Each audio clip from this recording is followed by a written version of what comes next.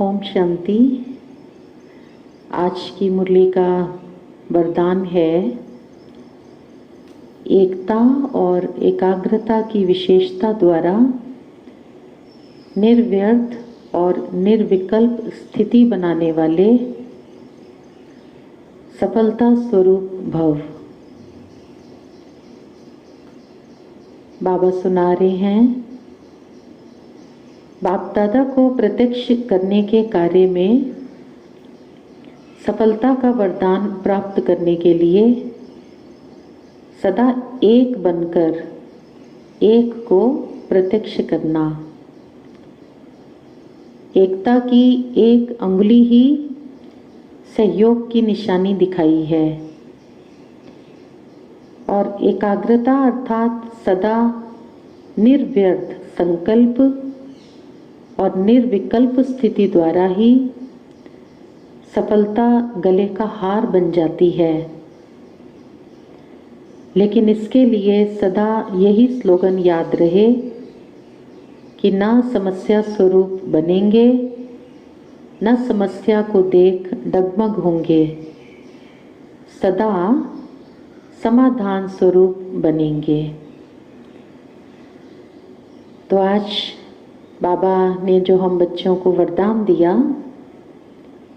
इस वरदान के अनुसार हम समझते हैं कि ये जो बाबा ने कहा कि समस्या स्वरूप नहीं बनना है, समाधान स्वरूप बनना है, तो हमारे जीवन में, ब्राह्मण जीवन में समस्याएं क्यों उत्पन्न होती हैं? उसका एक कारण 63 जन्मों से जो आत्मा अपने पुराने संस्कार लेकर के आई है, वो पुराने संस्कार उनके वश होकर जब हम कोई भूल चूक करते हैं तो हम ब्राह्मण अपने लिए अपने सामने समस्या पैदा कर लेते हैं। यानी हमारी संस्कार स्वभाव पुराने उस समय प्रति समय हमारे इस ब्राह्मण जीवन में समस्याओं की उत्पत्ति का कारण हो जाते हैं। और दूसरा, हम बाबा की श्रीमत पर न चल के जब किसी मनुष्य मत पर चलते हैं, यानी अपने निकट के मित्र संबंधी आदि या हमारे जानकार लोग, अगर हम उनकी राय पर चलते हैं, उनके कहने पर चलते हैं, जिसको बाबा मनुष्य मत कहते हैं, तो उनकी मत पर चलने से भी समस्याएं पैदा होना स्वाभाविक हो जाता है। अगर हम सदा एक शिव बाबा की श्रीमत पर चलते रहें तो हम समझते हैं कि हमारी बहुत सारी समस्याएं वो पैदा ही नहीं होंगी। और अगर हमारे ब्राह्मण जीवन में हम बाबा की श्रीमत पर भी चल रहे हैं और उसके बावजूद भी हमारे सामने कोई समस्या आ जाती है, तो उसका कारण हमारे पूर्व जन्म के जो कर्म के खाते हैं वो भोगना के रूप में हमारे सामने समय प्रति समय आते हैं। तो उनको भी हम सहज स्वीकार करें और बाबा के ज्ञान और बाबा की याद से उन समस्याओं का हम जल्दी से जल्दी समाधान कर सकते हैं। तो बाबा कहते हैं, जब कोई समस्या आ जाती है तो उस समस्या के चिंतन में नहीं चले जाओ कि ये क्यों आई, कैसे आई, मेरे सामने ही इतनी बातें हमेशा क्यों आती रहती हैं, सारी परिस्थितियाँ ये मेरे सामने ही आनी है। नहीं, वो हमारा पूर्व जन्म का कर्मों का हिसाब किताब है। या जैसा हमने सुनाया कि वर्तमान में हमने अपने किसी पुराने संस्कार स्वभाव के वश अगर कोई भूल की है और या फिर हम मनुष्य मत पर चले हैं, तब वो समस्या हमारे जीवन में आई है। तो समस्या हम उत्पन्न ना होने दें, और अगर हो जाती है तो फिर हम उसका समाधान करें। तो सदा हम समाधान स्वरूप रहें, और जो हमारे संबंध संपर्क में और आत्माएं आती हैं, हम उनको भी समस्याओं का समाधान दें, उनको भी उनकी समस्याओं से हम बाहर निकालें। तो एक बात बाबा ने ये सुनाई कि समस्या स्वरूप नहीं बनना, सदा समाधान स्वरूप बनना है। फिर बाबा ने कहा कि बाबा को प्रत्यक्ष करने के लिए आपको अपने जीवन में 2 गुण विशेष लेकर के आने हैं, एकता और एकाग्रता। एकता अर्थात एकता की निशानी जो है वो आज बाबा सुना रहे हैं, अंगुली दिखाई गई है। गोवर्धन पर्वत को एक एक की अंगुली दिखाई गई है, जिससे वो गोवर्धन पर्वत उठ गया। तो ये जो प्यारे बाप दादा विश्व परिवर्तन का इतना महान कार्य कर रहे हैं, हम सारे बच्चे किसकी मत पर चल रहे हैं? एक शिव बाबा की मत पर। और शिव बाबा की मत पर चलकर हम सब अपना तन मन धन समय श्वास शक्तियां सफल कर रहे हैं।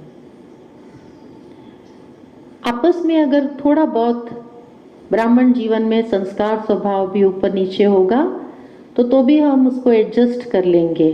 स्मृति में क्या रखेंगे कि नहीं, ये किसी भाई बहन का कार्य थोड़ी है, ये तो शिव बाबा का कार्य है।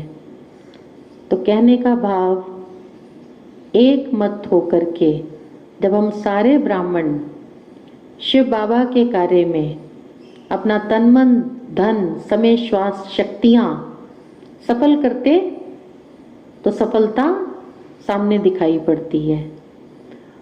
और दूसरा बाबा ने कहा एकाग्र चित्त। मनुष्य के जीवन में एकाग्रता का बहुत बहुत महत्व है।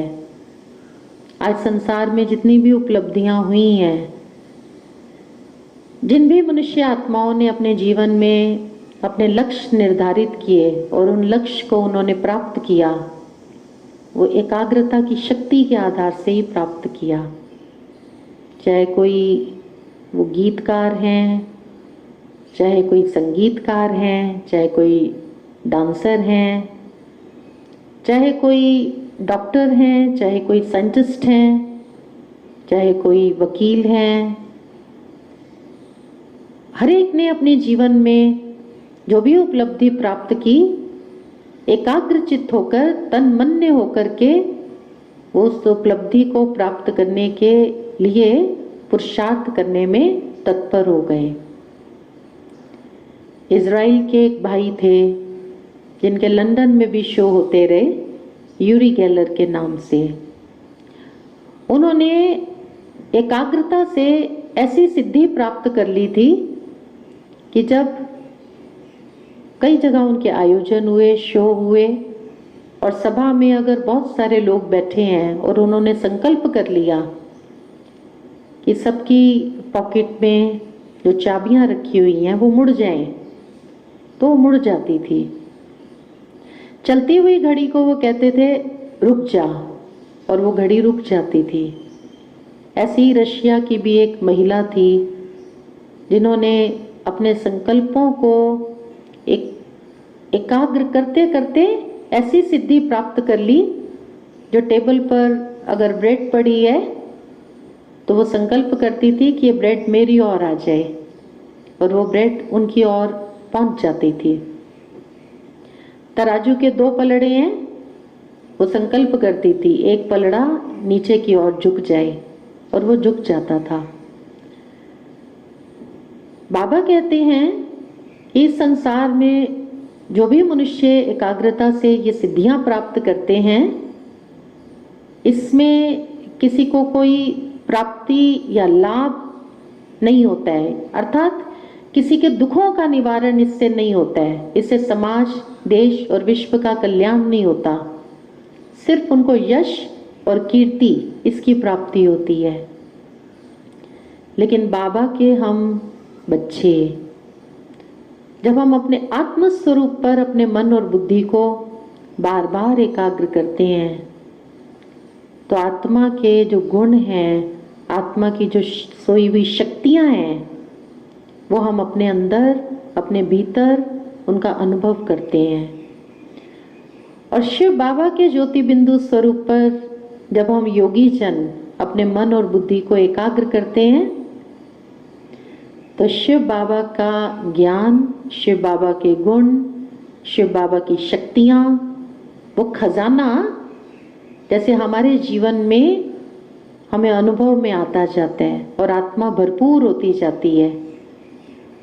और जब इसी ज्ञान, गुण और शक्तियों को हम औरों को दान करने की सेवा में लगाते हैं, बाबा कहते हैं अंतिम सेवा यही होगी, मनसा सेवा। आप संकल्प करेंगे और आपके संकल्प से, शुभ संकल्प से अनेक आत्माओं को लाभ होगा। आपने जो शांति का खजाना अपने भीतर इकट्ठा किया, आप संकल्प द्वारा किसी को भी शांत कर सकेंगे। किसी के जीवन में दुख आया हुआ है, आप संकल्प करेंगे, उस आत्मा को सुख के वाइब्रेशन भेजेंगे, उसको आपके वो सुख के वाइब्रेशंस कैच होंगे। अर्थात योगी जन जो ये सिद्धि प्राप्त करते हैं एकाग्रता की शक्ति से, ये सिद्धियां उनके स्वयं का भी कल्याण करती हैं, उनके जीवन का, उनके संबंध संपर्क वालों का भी लाभ होता है और पूरे विश्व की आत्माओं का भला होता है। तो एकाग्रता क्या है? एक ही प्रकार के संकल्पों की बार बार पुनरावृत्ति जब हम करते हैं तो उस संकल्प में हमको सिद्धि मिलने लग जाती है, वो संकल्प सफल होने लग जाते हैं।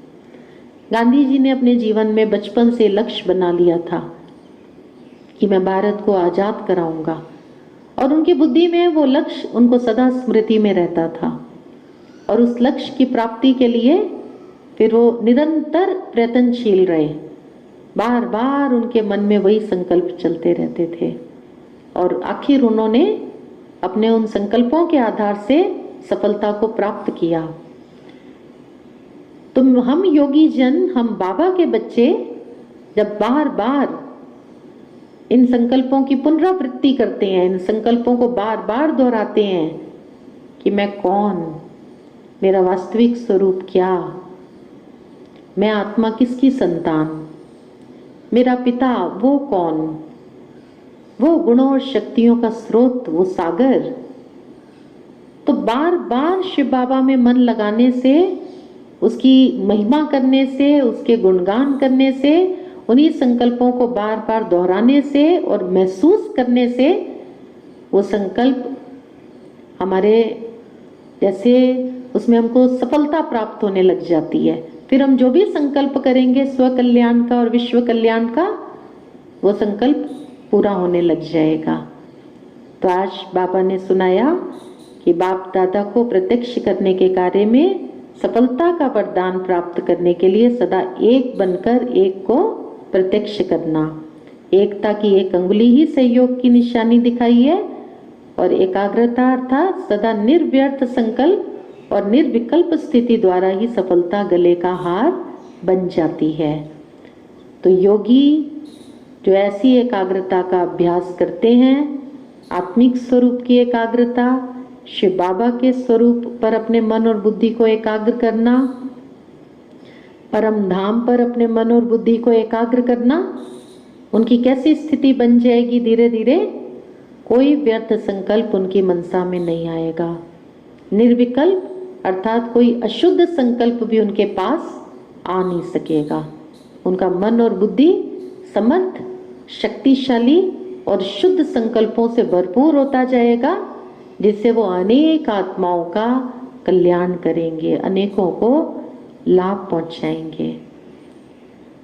ओम शांति।